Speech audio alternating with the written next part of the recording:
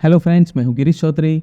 Grove मोर में आप सबका स्वागत है। तो बेसिकली पिछले वीडियो में हमने देखा कि एडमिन के पासवर्ड रीसेट कैसे करना है। अब इस वीडियो में हम देखते हैं कि अब जैसे जो भी डेटाबेस में स्टोर हुआ है हम बैकएंड से तो देख सकते हैं, बट बैकएंड के अलावा सपोज अब मुझे एसक्यूएलाइट स्टूडियो स्टूडियो को ओपन करना है, उसमें एसक्यूएलाइट डेटाबेस ओपन करना है तो डेफिनेटली स्टूडियो में आप ओपन कर सकते हैं। पर बेसिकली यही चीज़ मुझे सिर्फ डायरेक्ट वीएस कोड में ही देखना है तो कैसे देख सकते हैं। जनरली आप अगर इस डेटाबेस पे क्लिक करोगे तो बेसिकली वो एरर देगा, ओपन नहीं होगा, क्योंकि ये नॉर्मल फाइल नहीं है, एक डेटाबेस फाइल है। तो सबसे पहले आपको क्या करना है कि यहाँ पे जाके एसक्यूएलाइट प्लगइन में जाइए और एसक्यूएलाइट लिखिए। सो बेसिकली यहाँ पे कुछ प्लगइन्स आएंगे जिसको वो सपोर्ट करता है, तो डायरेक्टली आप ओपन कर सकते हैं। ये देखिए यहाँ पे एसक्यूएलाइट है, एसक्यूएलाइट व्यूवर है। सो व्यूवर भी आप देख सकते हैं, तो मतलब आराम से आप उसको देख सकते हैं कि एडिटर भी है, मतलब उसमें एडिट भी कर पाओगे। तो चलिए ये हम इंस्टॉल कर देते हैं एसक्यूएलाइट 3 एडिटर, ठीक है।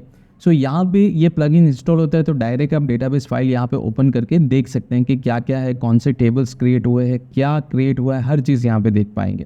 तो देखिए यहाँ पे ये प्लगइन इंस्टॉल हो गया। अब यहाँ पे हम जाते हैं और जस्ट यहाँ पे जो डेटाबेस फाइल है हमारा db.sqlite, तो उसको हम ट्राई करते हैं। तो यहाँ पे इसको मैं क्लोज कर देता हूँ और जस्ट क्लिक ऑन db.sqlite 3। तो देखिए ये प्लगइन की वजह से ये डेटाबेस यहाँ पे ओपन हो जाएगा। एडिटिंग मोड में आप यहाँ पे कर सकते हैं, व्यूअर मोड के लिए भी कर सकते हैं, तो दोनों ही फैसिलिटी यहाँ पे अवेलेबल है।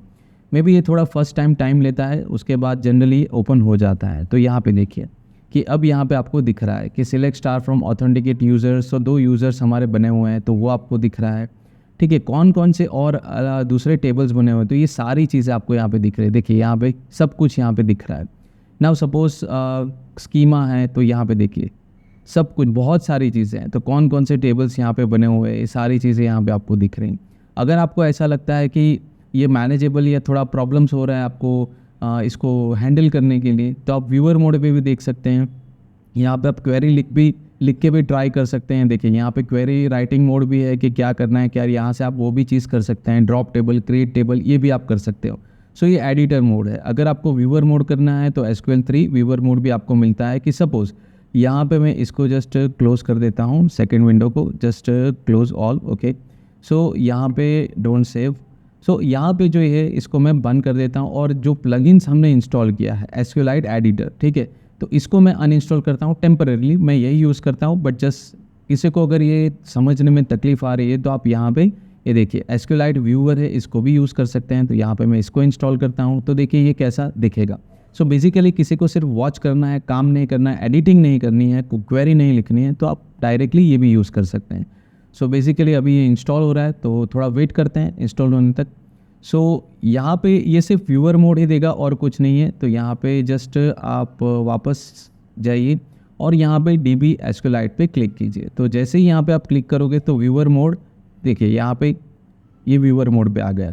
यहाँ पे आप कुछ एडिटिंग नहीं कर पाओगे, ये जस्ट आप दिखाएगा कि आपके कौन से यूज़र्स हैं, कौन से टेबल्स बने हुए हैं, उसमें जाओगे तो उसके रिकॉर्ड्स बताएगा और कुछ नहीं। तो यहाँ पे ज़्यादा कुछ नहीं आपको मिलेगा, बेसिकली जस्ट व्यूअर मोड है। हाँ, आपको ऐसा लगता है कि आपको डेटाबेस में कुछ गड़बड़ ना हो जाए तो बेसिकली आप व्यूअर मोड रख सकते हैं, कोई इशू नहीं होगा। तो बेसिकली यहाँ से आप हर चीज़ देख सकते हैं कि किस तरह से रन हो रही है, कौन कौन से टेबल बने हैं, उसमें रिकॉर्ड क्या है, वो सारी चीज़ें यहाँ पे आप मेंशन कर सकते हैं या फिर स्टडी कर सकते हैं। तो आपको सिस्टम बेहतरीन तरीके से समझ में आएगा।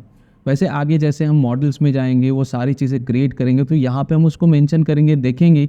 ये हमें हमेशा ज़रूर पढ़ने ही वाली है। अभी तो हम एसक्यूएलाइट 3 के लिए बात कर रहे हैं। इसके बाद जो पाइथन है इनबिल्ट है, तो माई एसक्यूएल के साथ कैसे कनेक्ट करेंगे, रिमोट होस्ट के साथ कैसे कनेक्ट करेंगे, वो सारी चीज़ें भी हम देखेंगे।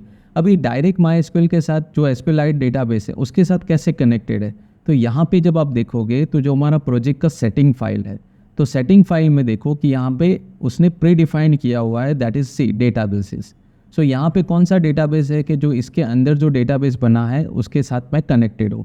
अगर आपको लगता है कि आपको दूसरा डेटाबेस रखना है तो दूसरा डेटाबेस रख के यहाँ पे आप उसका नाम चेंज कर सकते हैं। अगर मुझे ऐसा लगता है कि नहीं, मुझे ये यूज़ नहीं करना है, मुझे माई एसक्यूएल यूज़ करना है या पोस्टग्रे यूज़ करना है या फिर एसक्यूएल सर्वर यूज़ करना है या मोंगोडीबी यूज़ करना है, तो यहाँ पे आप उसके जो कनेक्शंस हैं वो यहाँ पे लिख सकते हैं, उसके बाद उसको यूज़ कर सकते हैं। हालांकि अभी हम एसक्यूएल 3 ही यूज़ कर रहे हैं, आगे फ्यूचर में हम माई एसक्यूएल भी देखेंगे, पोस्टग्रे भी देखेंगे, मोंगोडीबी भी देखेंगे। बहुत सारी चीज़ें इसमें कनेक्ट कैसे करते हैं वो सारी चीज़ें हम यहाँ पे स्टडी करेंगे, ठीक है। आज हमने यहाँ पे स्टडी की कि हमको SQLite डेटाबेस की स्टडी करनी है, उसको रीड व्यू में व्यूअर मोड में देखना है या एडिटिंग मोड में देखना है तो कैसे देख सकते हैं। कल अब नेक्स्ट वीडियो में हम देखेंगे कि एडमिन जो हमने बनाया है उसको कैसे प्रॉपरली और मैनेज कर सकते हैं, उसमें मॉडल्स कैसे काम कर सकते हैं, मॉडल क्या है, मॉडल हम लिखते हैं तो क्या होता है, क्या कमांड्स होते हैं, वो सारी चीज़ें हम नेक्स्ट वीडियो सीरीज़ में देखेंगे। मेरा वीडियो पसंद आया है तो लाइक कीजिए, शेयर कीजिए, सब्सक्राइब कीजिए। कोई क्वेरी हो, क्वेश्चन है तो आप मुझे बेझिझक कमेंट सेक्शन में लिख सकते हैं। सारे क्वेश्चन के आंसर मैं आपको ज़रूर करूँगा। आज के लिए धन्यवाद।